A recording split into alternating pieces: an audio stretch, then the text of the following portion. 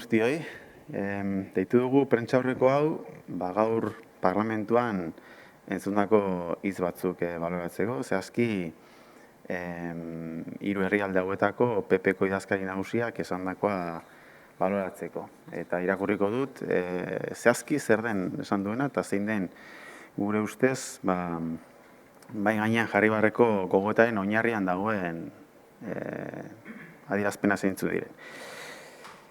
Bildu es una excepción. Sepan que más pronto o más temprano serán exterminados de Euskadi como fuerza política. Hori da gaur, parlamentuan entzun duguna. Lehenengo eta behin esan nahi duguna da, exterminio hitzak konotazio politiko-historiko oso konkretua daukala. Eta hitz hauek beraz, inflexio puntua markatzen dutela. Legegintzaldi hontan eta eztabaida politikoan. Eta inflexio puntua markatu behar dutela eztabaida politikoan eta legegintzaldi honetan.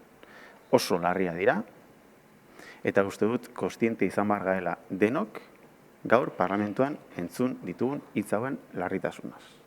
Eta daukaten dimentsioaz, dimentsio politikoaz, eta beraz atzean dagoen horretaz. Uste dut gaur hitza eta aurpegia jarri zaiola hain zuzen ere, bloke erreakzionarioaren programari. Eta uste dut, marra gorri guztia gurutzatu direla, eta honek, inflexio puntua markatu behar duela legegintzaldi honetan eta eztabaida politikoan.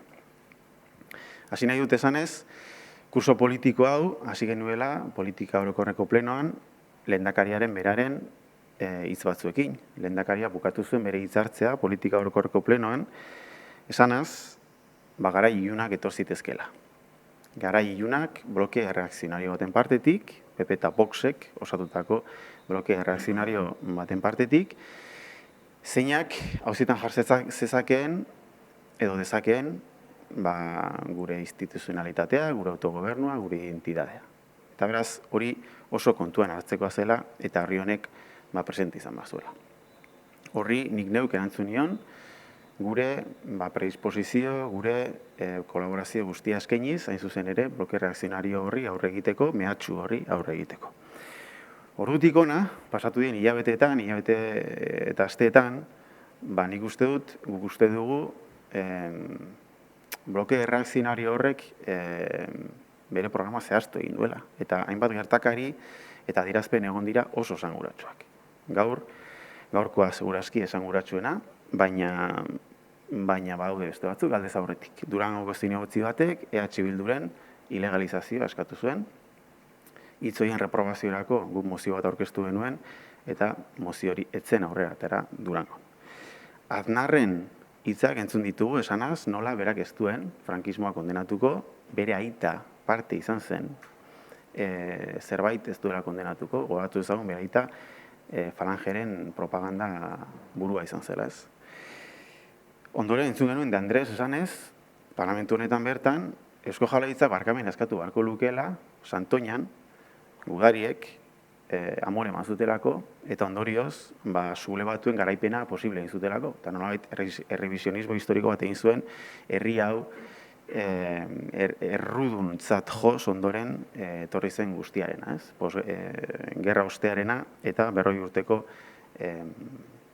diktadurarena. Eta gaur, iritsi gara, sekuentzia honen ondoren, adierazpen hauetara. Nik uste dut, oso kontziente izan behar garela gaur ze gertatu den parlamentu honek, ez dauka precedenterik parlamentuan. Ez dauka precedenterik. Eta oso larria dira. Esan duenez, exterminio hitzak dauka konotazio eta esangura politiko, historiko jakin bat. Eta gaur eginda, eraso larri bat, ez EH Bilduren kontra, EH Bildu izani parlamentu honetako bigarren indar politikoa, baizik eta herri honen pluraltasunaren kontra, herri honen kontra. Eta gaur, de Andres jaunak, PP-ko idazkari nagusiak, hiru herrialde hauetan, benetan pentsatzen duena esan du, eta oso argi adierazi du zein den bloke reakzionario horren programa. EH Bilduren exterminioa, hau da, hiru herrialde hauetako bigarren indar politikoaren eta herri honetako lehen indar politikoaren exterminioa, horrek esan nahi duen guztiarekin. Hori ez da EH Bilduren kontrako eraso bat, hau ez da PP eta EH Bilduren arteko afera bat, horrek eraso bat suposatzen du herri honen kontra. Zeren hemen, 3 herrialde hauetako parlamentuan dago ordezkatuta 3 herrialde hauetako borondate demokratikoa. Guk ordezkatzen dugu bigarren indar politiko gisa, borondate horren demokratiko horren zati handi bat. 32%aren bozka dauka EH Bilduk 3 herrialde hauetan. Eta beraz, esaten denean, eta hitzez hitz errepikatuko du, sepan que más pronto, más temprano serán exterminados de Euskadi como fuerza política. Nik uste dut denok izan bagara kostiente, gaur hemen gertatu denaz. Hemen inflexio puntu bat gertatu da, hemen salto kualitatibo bat eman da, honek larritasun demokratiko izugarria dauka, eta denok izan bagara hortaz kostiente. Hori da, esateko daukagun lehenengo gauza. Eta beraz, gogoeta baterako deia egin nahi dugu. Uste dut, honek eskatzen duela gogoeta sakon bat, serenidade guztitik, krispaziotik urrun, baina uste dut, egin behar dugula gogoeta sakon bat. Eta EH Bildu gaur gogoeta horretarako deia luzatzen du. Honek ez du onartzen ekidistantziarik. Hemen ezin da ekidistantziarik egon. Hemen marra gorri guztiak gurutzatu dira, honek ez dauka precedenterik. Exterminio hitza erabili da, gaur parlamentuan. Exterminatu egin behar dela parlamentu honetako bigarren indar politikoa. Hori esan da. Horrek daukan larritasun demokratikoak eskatzen du gogoeta sakon bat.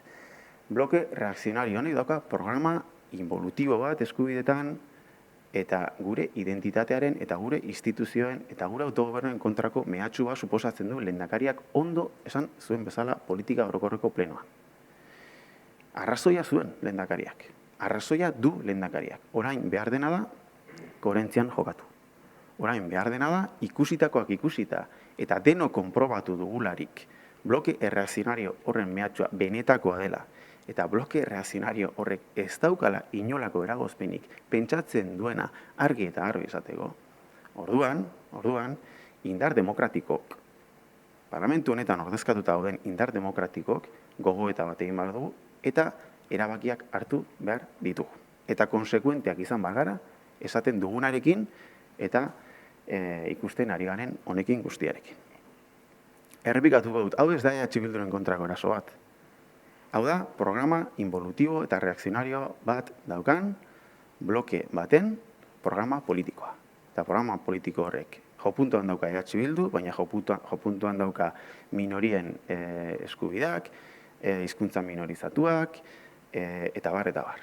Eta beraz, kostint izanik zer dagoen eskuartean, honek eskatzen du erreakzio bat. Gure eskaintza jarraitzen du berdina izaten, politika orokorreko plenoan esan genion lehendakariari. Erreakzionatu dezagun, hartu ditzagun erabakiak. Eta zein da lehengo erabakia? Erabakia da, hau esaten duenarekin, halako eraso demokratiko bat egiten duenarekin, halako